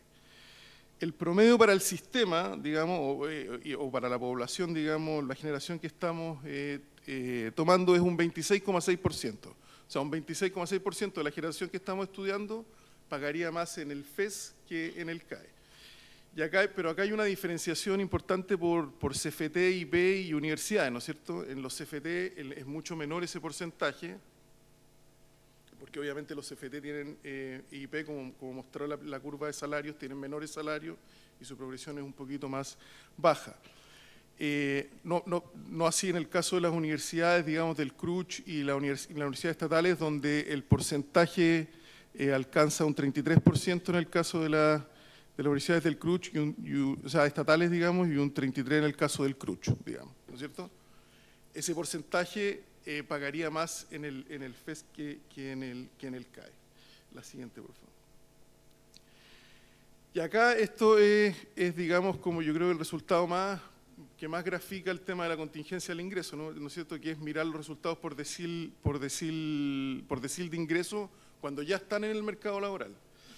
Y lo que se muestra acá es que para el único decil, digamos, en donde para el único decil donde nuevamente le convendría bajo estas métricas, digamos, que son financieras, le convendría el CAE en vez del FES sería el 10º decil, ¿no es cierto? Que es el de mayor ingreso. Solo al 10º decil le convendría más el CAE que el FES, digamos, ¿no es cierto? O sea, en la última columna, en el 10º decil, el valor presente, digamos, de los pagos del FES sería mayor al del CAE, ¿no es cierto? Y para el resto de los 9 deciles sería conveniente el FES, ¿no es cierto? En la tabla, ¿puede volver una atrás? En la tabla ahí se muestra nuevamente en la última columna el porcentaje, digamos, de egresados, digamos, que estarían en esa situación, ¿no es cierto? Y en el 10º decil sería cerca del 70% el que estaría en una situación en donde pagaría más en el FES que en el CAE. La siguiente, por favor. Y también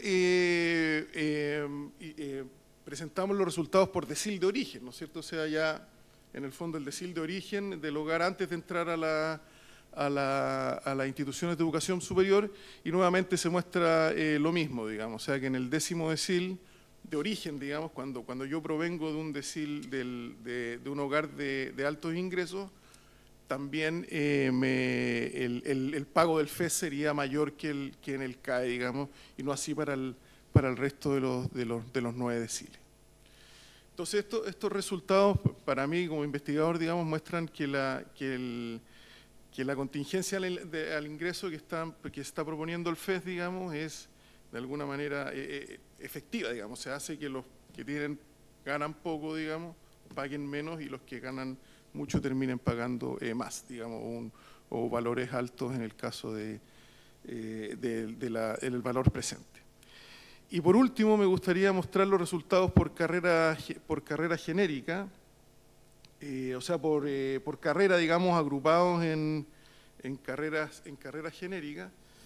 Y acá hay casos interesantes, por ejemplo, el caso de la educación, el pago del FES sería mucho menor, digamos, comparado con el pago del CAE, ¿no es cierto? Mientras que en carreras como administración, derecho, ingeniería, industria y comunicación, me parece que la diferencia es menor, digamos, nuevamente explicada por los mayores salarios que obtienen esas carreras después en el mercado laboral. Eso con los resultados. Entonces, solo algunas conclusiones a partir de los datos, como exploratorias, digamos, que quizás sería útil, y se ha hablado, digamos, también acá en la comisión, propender a tener incentivos para los deciles de mayores ingresos, digamos, ¿no es cierto?, para que puedan entrar al sistema FES y no prefieran, digamos, otro tipo de solución de pago. Esto podría ser como algunas soluciones podría ser incorporar un indicador que ponga un máximo a la relación de flujos versus el valor de la carrera, o acotar el pago del diferencial entre arancel real y regulado.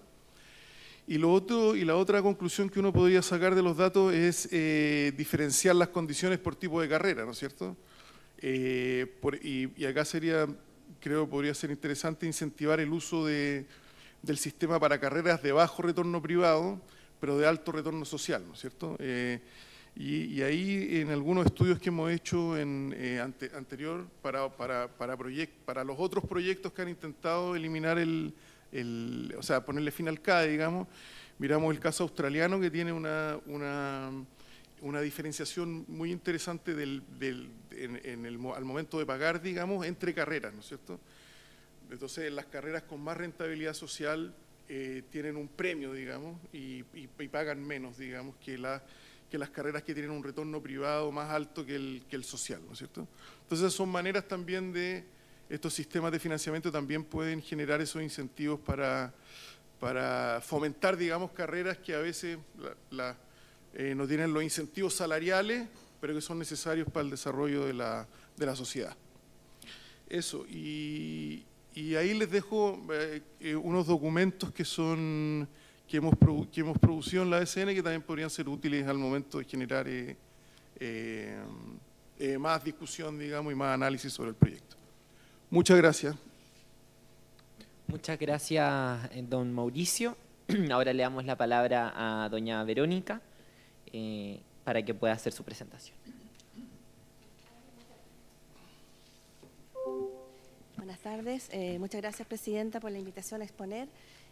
Soy Verónica Segués, soy la coordinadora de Congreso Virtual, que es la plataforma digital de participación ciudadana que tiene el Congreso Nacional. Es gestionada con forma conjunta por el Senado y por la Cámara de Diputadas y Diputados. La siguiente. Este es el proyecto que tenemos en este momento publicado en Congreso Virtual, justamente el proyecto que se está analizando acá. Las formas de participación en Congreso Virtual que tienen nuestros usuarios, que son los congresistas virtuales, son votar en general por el proyecto, o sea, aprobar, rechazar o abstenerse de votar, hacer comentarios en general sobre el proyecto de ley, también votar las preguntas que publicamos en la plataforma y comentar acerca de las medidas propuestas por el proyecto que son recogidas precisamente en las preguntas que se publican. En este proyecto de ley está publicado en Congreso Virtual desde el 21 de octubre de este año y en este reporte preliminar que vamos a entregar ahora, los resultados, se cerraron los datos al lunes 9 de diciembre recién pasado y esperamos mantenerlo publicado por lo menos una semana más, así que les agradeceríamos mucho a los diputados y las diputadas de la comisión y a sus asesores si pudieran ayudar a difundirnos el proyecto para tener más votos. La siguiente. Los resultados preliminares que tenemos hasta ahora, votaron 700 personas, número redondo, hasta el día 9 de diciembre. El 78,9% de los votos fueron a favor en general del proyecto, el 20,4% fue en contra y el 0,7% se abstuvo de votar. Recibimos también una cantidad relativamente importante de comentarios, 188 hasta el momento, hasta el 9 de diciembre. El siguiente.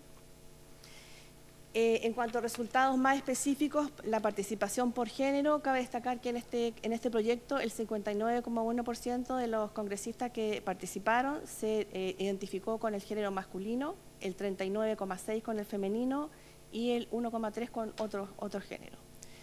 En cuanto a la votación por género, la verdad es que no hubo una diferencia muy significativa por género. La verdad es que son solamente 2 puntos de diferencia. En el caso de los congresistas que se identifican con el género masculino, el 76,2% votaron a favor. En el caso de los que se identifican con el género femenino, el 78,7%. Y la diferencia crece un poco en la votación en contra, 23,2% en el caso de los congresistas virtuales identificados con el género masculino y 19,9% en el caso de las congresistas virtuales. 1,4% abstención en este caso de las congresistas virtuales y los congresistas virtuales 0,6% abstención. Los participantes, congresistas que se identifican con otro género, el 100% votó a favor del proyecto.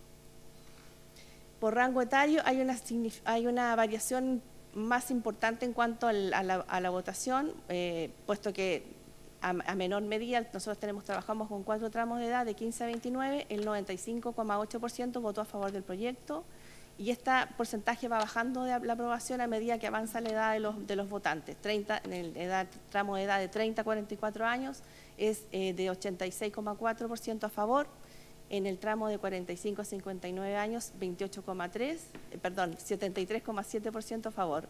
Y en el tramo de edad de 60 años y más, esto baja a 67,3% a favor.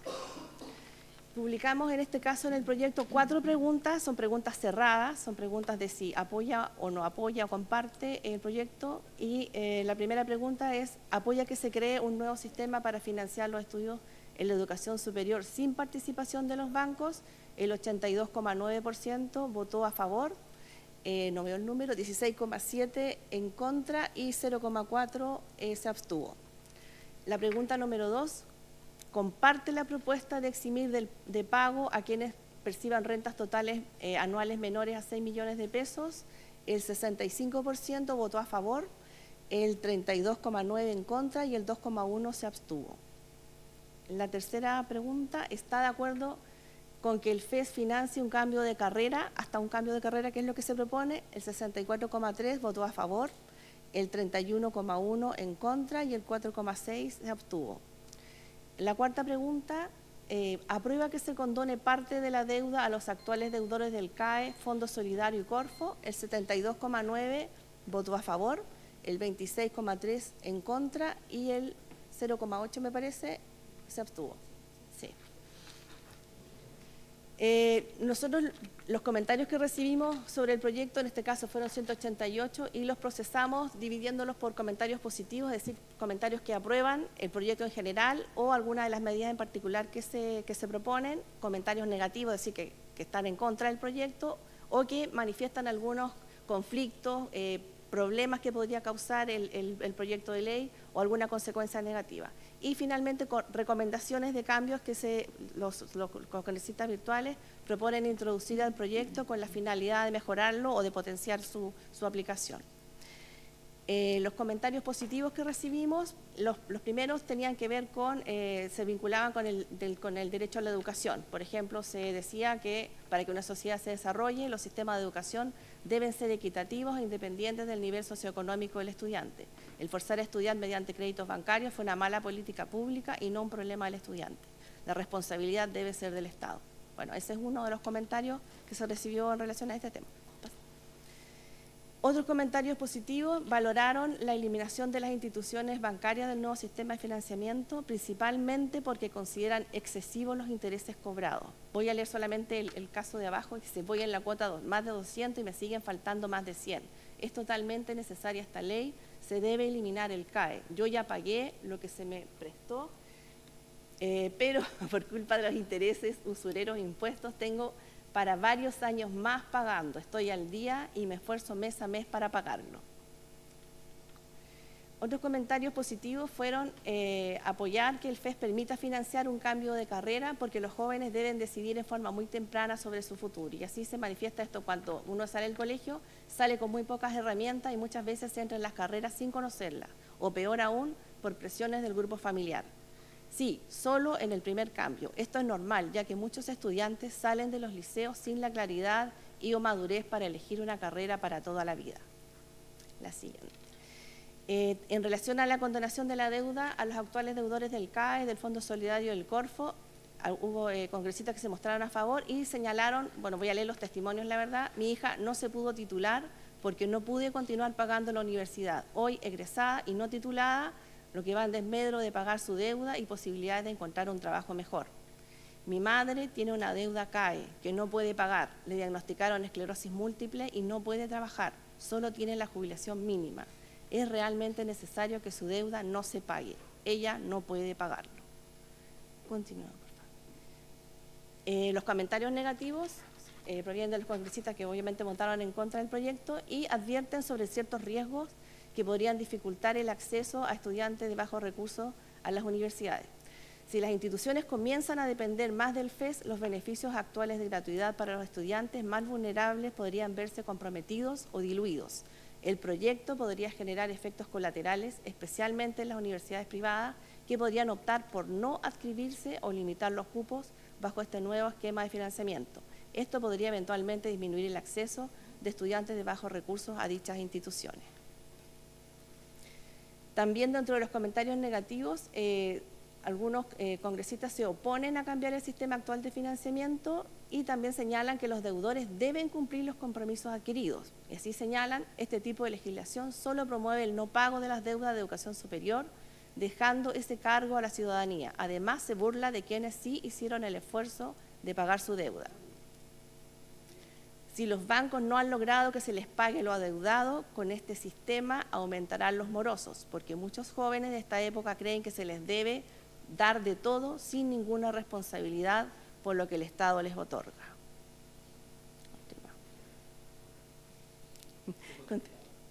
Se fue el diputado. La otra siguiente. ¿Qué pasó? Nada. Otros comentarios negativos en relación al proyecto también se ponen a cambiar el financiamiento bancario, esta vez por razones económicas, puesto que se señala que el sistema actual asegura el financiamiento y menos intervención del Estado, que significa aumento de impuestos y o mayor gasto público que se paga con deuda o emisión monetaria y luego produce inflación que afecta a los más pobres.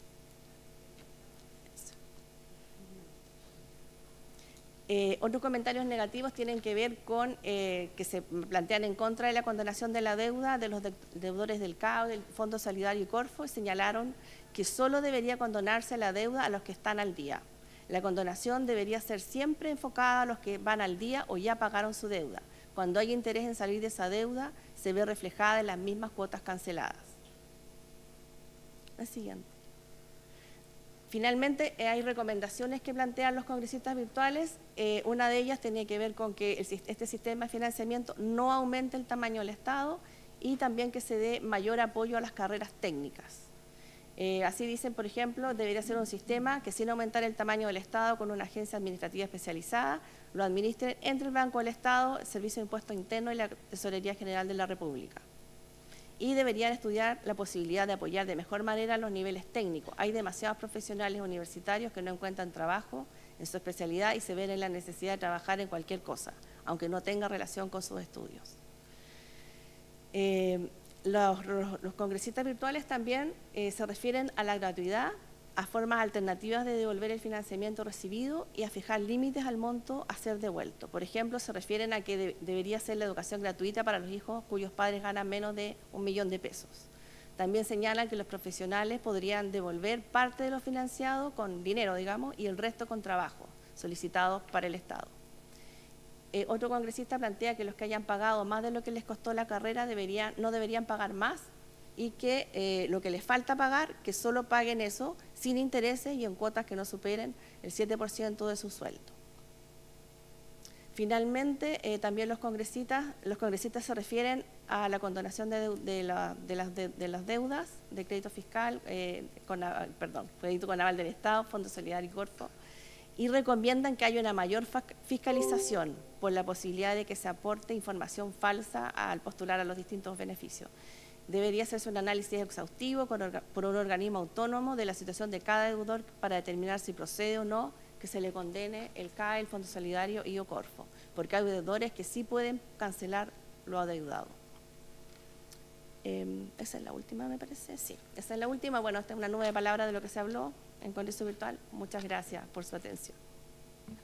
Muchas gracias, doña Verónica. Muchas gracias a ambas exposiciones. Sin duda es un trabajo que da cuenta de la importancia también que tiene el trabajo interno del Congreso para aportar en el debate legislativo. Así que muchas gracias. Ofrezco la palabra a las parlamentarias y al parlamentario. Siempre. ¿No? ¿No hay intervenciones? Diputada Serrano. Yo solo quiero primero felicitar el trabajo. Yo creo que esto también nos ayuda a poder despejar ciertos debates dentro de la comisión, a propósito y sobre todo cuando se hablaba de que los estudiantes iban a pagar más de lo que actualmente el Estado les iba a prestar. Entonces, yo creo que eso sin duda ha sido muy relevante y creo que también a través de la biblioteca nos ayuda a tener también una mirada mucho más imparcial y que creo que también contribuye a un ánimo distinto dentro de la comisión y no se le pone un título más o menos sesgado a este debate. Yo solo en ese sentido quiero hacer una pregunta a propósito de todas estas votaciones virtual.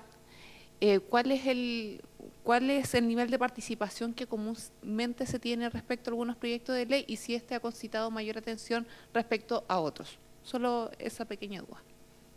Muchas gracias, diputada Serrano. No hay más palabras, si no la tomo yo brevemente. ¿No hay más palabras? ¿No? Ya. Entonces, yo solamente quería destacar algunos elementos que ustedes fueron diciendo, sobre todo en la presentación de la biblioteca. Creo que ahí hay cosas que responden harto, puntos que salieron en la discusión durante la tramitación del proyecto. O sea, lo primero, muchos estudiantes, según lo que ustedes nos señalan, estarían sustantivamente mejor con el FES que con el CAE. La mayoría, salvo un porcentaje del decil número 10, según lo que entiendo. Entonces, incluso podríamos afirmar, siendo muy audaces, que al 90% del país le conviene el FES versus el CAE. Sí me llama la atención que se pusieron en el supuesto en que todas las personas de las instituciones usaban FES, cuando realmente no está pensado para todos los estudiantes, sino sobre todo para quienes no tengan gratuidad y son hoy día objeto del CAE. Eso lo quería puntualizar porque yo entiendo que se deben haber puesto en ese supuesto para tener una capacidad de tener datos, de proyectar, etcétera, etcétera, pero creo que era importante puntualizarlo, sobre todo para que quede en acta, para que quede para la comisión, porque es un escenario más conservador que el escenario que proyecta el propio proyecto de ley. Me gusta mucho el porcentaje, o sea, me llama mucho la atención y me parece muy útil el gráfico, o sea, la tabla que ustedes hacían respecto a que con FES solo un 26% paga más y con CAE finalmente no estaba ahí la cifra, pero esto lo complemento yo, todos terminan pagando más, por intereses, por los cobros de los bancos, etcétera, etcétera, etcétera. Me parece también muy interesante cuando se señalaba que el valor presente de los pagos CAE es mayor, sea en CFT, IP o universidades, con el FES se paga un poco menos y eso también creo que da cuenta de la importancia de avanzar en este proyecto, también que la contingencia al ingreso sea más efectiva con el FES que con el CAE, lo mismo que, bueno, esto ya lo señalaba al principio, solo al 10º decil le conviene más el CAE que el FES, entonces creo que eso da cuenta, y lo digo hacia la comisión, de la importancia de avanzar en este proyecto. O sea, se ha puesto en tela de juicio muchas veces en la discusión si este es un mejor instrumento para las y los estudiantes y las familias chilenas que el instrumento que tenemos actualmente.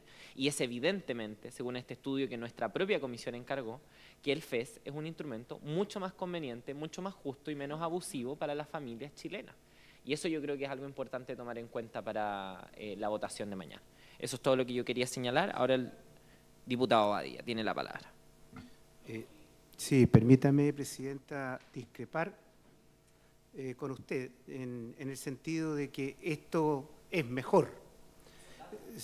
Presidenta, por favor, Presidenta.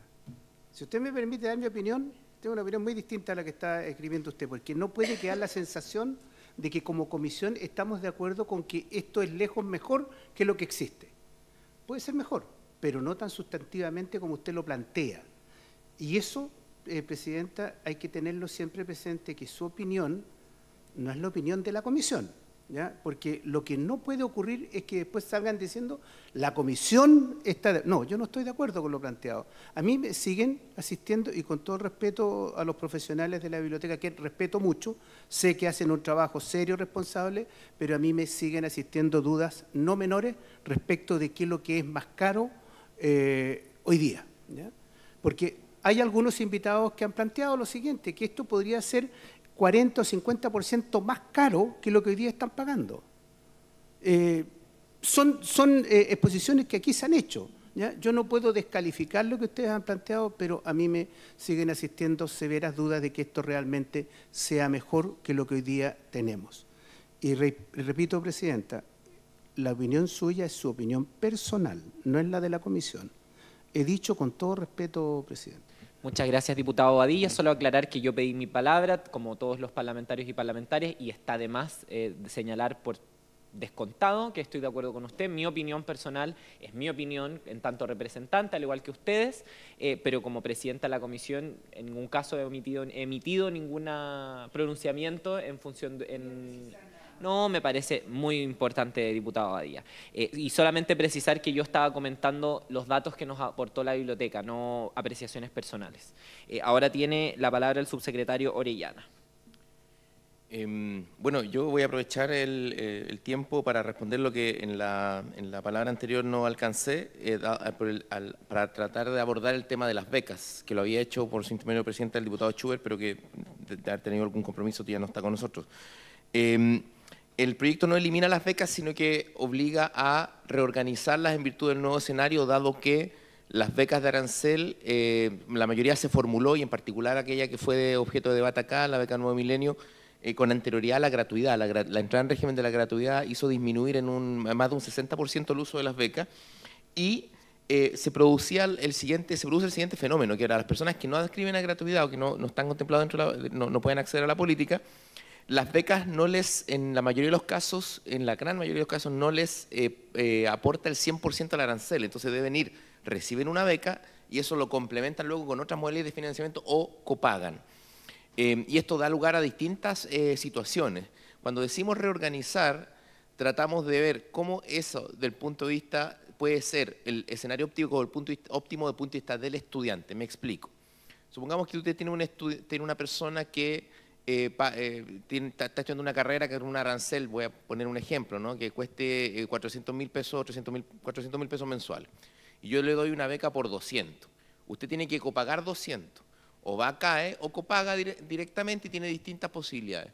Lo que nosotros estamos sugiriendo es que en vez de hacer ese financiamiento que igual le carga a la persona con una responsabilidad de pago, reorganicemos eso y si tenemos que tener a lo mejor menos tiempo de retribución posterior, en el caso de uso de FES, bueno, hacemos eso o buscamos otra alternativa, dado que lo lógico sería para esa persona poder estudiar sin desembolsar recursos. Eso es lo que estamos tratando de señalar, sería óptimo desde el punto de vista de la persona. Luego, esto implica que eliminamos las becas, no necesariamente, simplemente se reorganizan porque hay becas que tienen que ver con el rendimiento académico, que podemos hacer ese reconocimiento para ir al fondo del problema, ir a hacer ese reconocimiento a la persona, lo que implica luego consecuencias en términos de cómo retribuyo, si cabe la necesidad de que lo haga. Y mantenemos y se van a mantener becas que son importantes para el país por sí solas, por ejemplo la beca vocación de profesor o las becas de reparación.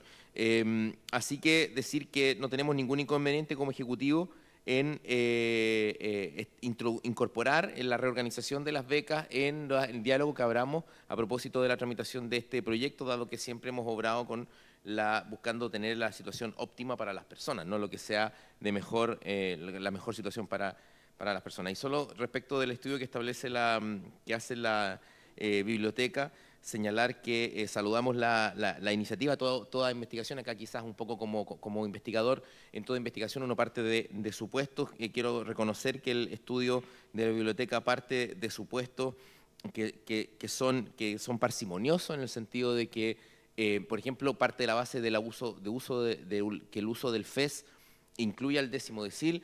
Precisamente en la educación superior, me refiero a que parte de la base que las personas del 10º decil usan el instrumento. Y hoy día en educación superior cerca de un 32% financia completamente su costo, dado que es presumible que para los padres de una persona del 10º decil, ellos prefieren pagar directamente que su hijo o hija quede con obligación de retribución. Con FES las personas las personas del 10º decil van a poder seguir teniendo esa posibilidad. Ahora, del punto de vista de la política pública y de la recaudación del sistema, por supuesto que hay que, como señala el estudio, habría que estudiar la posibilidad de incentivos para que esa tasa de uso sea mayor, dado que eso ayuda al sistema. Dicho esto, también estamos disponibles para explorar parámetros que impliquen regular el aporte de estas personas que van a tener mayores ingresos. Lo hemos planteado desde el inicio de la discusión. Se menciona el ejemplo australiano. La Australia es un ejemplo que nosotros examinamos mucho en la elaboración de este proyecto, así que también tenemos disposición a dialogar aquello. Creo que el estudio que se ha hecho de manera independiente, entiendo nosotros hemos suministrado los datos, pero eso es todo lo que se interviene como Ejecutivo, demuestra que para la gran mayoría de los casos es más conveniente el FES, tanto a nivel promedio como en las distribuciones, y esto creo que espero que ayude a despejar una de las dudas que tenía en la comisión. Y siempre los estudios traen supuestos metodológicos y siempre eso es un debate, lo digo porque ningún estudio es una verdad, sobre todo cuando implica proyecciones. Acá se hace con CACEN 2022, yo que he trabajado CACEN muchas veces podría también hacer algunos comentarios sobre eso, pero creo que en cualquier escenario, si el punto es que hay gente que va a ganar por sus salarios más altos, puede contribuir más y necesitamos reflexionar sobre poner algún tope o pensar qué podemos hacer para no gravar en exceso o cuidar la situación de esas personas, precisamente para que participen del instrumento. El Ejecutivo está en total disponibilidad de dar esa discusión y eventualmente de abordar esas materias durante la tramitación del proyecto. Así que agradezco de verdad la sesión, creo que fue muy interesante el debate y que hemos tenido una discusión orientada al entendimiento que ha producido bastante síntesis. Muchas gracias. Muchas gracias, subsecretario. Antes de ofrecerle la palabra al diputado Badía y a la diputada Serrano, quería ofrecerle la palabra a nuestros invitados. No sé si quieren precisar algo. Me parece que a Verónica le habían hecho una pregunta. Si quiere responder, por supuesto.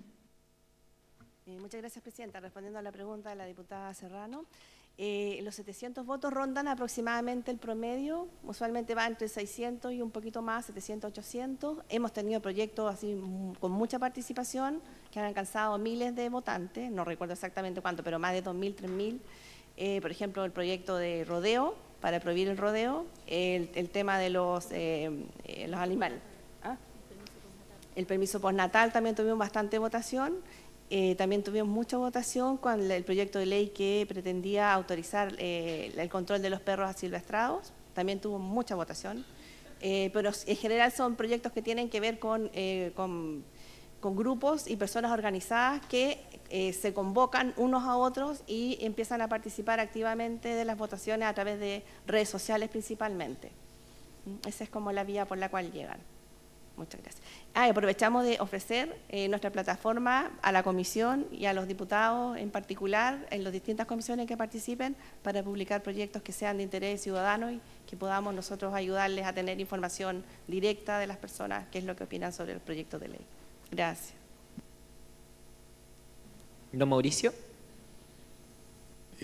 Bueno, agradecer la oportunidad nuevamente de presentar. Solo hacer el punto que claro, efectivamente el 60% de gratuidad no optaría al FES, pero se hizo para toda la distribución, digamos, porque bueno, hay algunas instituciones que no están en gratuidad, entonces ahí también entraría un porcentaje que podría ocupar el FES, digamos. Y sobre los casos que se han presentado, efectivamente, o sea, nosotros también encontramos casos en donde el FES es más caro que el CAE, digamos. Pero la visión acá fue un poquito más sistémica, ¿no es cierto? O sea, de poder entregar, sobre todo sobre los CFT e IP, digamos, y para todo el universo, digamos, del sistema. Entonces, por eso que trabajamos con promedios y con porcentajes, digamos, y no con casos puntuales, digamos. Entonces, eso quizás valía la pena aclararlo, digamos, de que es una visión de sistema. Pero efectivamente hay casos en que ocurre lo que usted dice, diputado. Eso. Muchas gracias, don Mauricio. Ahora sí, diputado Badía tiene la palabra. Brevemente, porque de ustedes depende cuando terminamos. Brevemente, que le quede claro lo que dijo el último de nuestro experto, que hay casos en que se paga más. Una reflexión. Me hizo mucha fuerza lo que dijo uno de los invitados en la mañana, que quienes pagan el decil más alto lo terminan pagando los padres y el resto de la clase media o los más vulnerables lo terminan pagando los propios estudiantes. Eso la verdad es que a mí me hace mucha fuerza en cuestionar el proyecto. Lo dijo uno de los invitados, tengo entendido que fue un rector de no sé de qué universidad, pero lo dijo, y la verdad es que yo creo que efectivamente esto es así. Lo segundo, yo invitaría a hacer una invitación por su intermedio, y con todo respeto, Presidenta, al Ejecutivo, al señor subsecretario. Lo que no queda claro, por lo menos a mí, y yo lo dije en la mañana, soy medio porfiado, no entiendo a la primera, esto de reorganizar las becas. ¿Cómo va a operar? O sea, aquí la pregunta es clara. ¿Van a seguir existiendo las becas, sí o no? ¿Y quiénes o en qué condiciones van a seguir existiendo? Yo creo que son interrogantes, subsecretario, que usted debiera tenerlas muy claras cuando entremos en la discusión en particular, porque creo que es un elemento no menor. Esto es decir, que las vamos a reorganizar. El tema es que no ha dicho cómo las vamos a reorganizar. Entonces, allí yo lo invito, con respeto, por cierto, a que traiga una respuesta más concreta respecto a este tema en particular. He dicho, señorita presidenta. Muchas gracias, diputado Badilla. Solamente aclarar que la duda que plantea al final está resuelta claramente en el texto del proyecto de ley. Así que invito a toda la comisión también a revisarlo. Por cierto, el subsecretario quiere responder posteriormente, pero la diputada Serrano tiene la palabra.